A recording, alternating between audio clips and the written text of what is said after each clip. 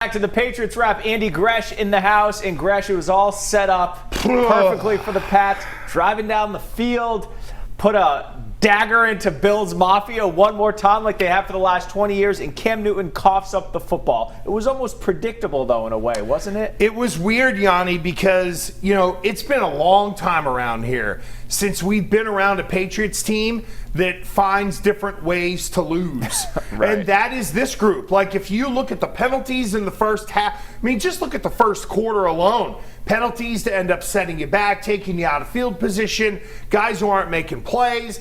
It's just weird to see a New England team where you're almost expecting impending doom versus some magician's going to show up and go, woof, and there you go, and pull the tablecloth from out underneath the table and nothing breaks and they win the game. That's what I said on Twitter. For 20 years, you knew Tom Brady in that circumstance would at least put the Patriots in position to win. Definitely not lose the game.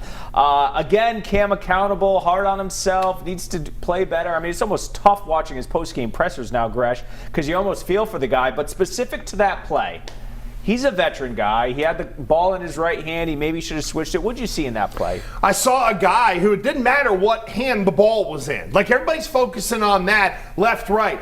Don't carry it like a loaf of bread, like you're going to grandma's house and she just baked a ham. That's the problem, is that, remember when Tiki Barber had his fumbling issues?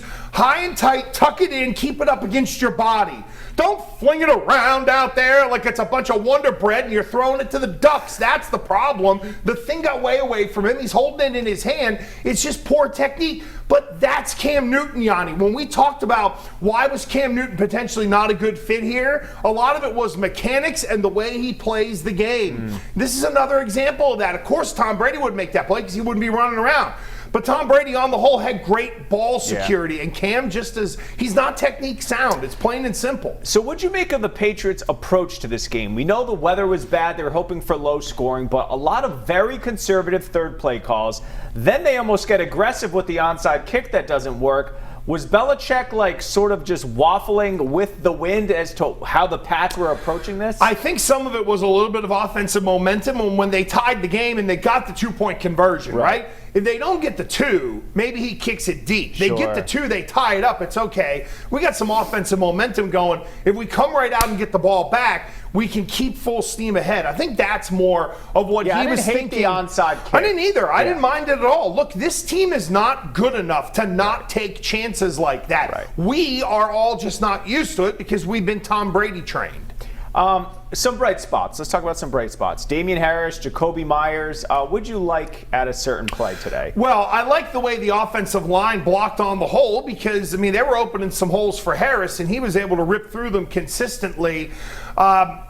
After that, look, the wide receivers are what the wide receivers are right now. And as I've been harping on, if they're not running the ball, they have no passing game. And what did we see today? Ways to get Cam Newton out of the pocket, rollouts, easy throws, right? So it wasn't a ton of throws down the field. Basically, they're hemming it in.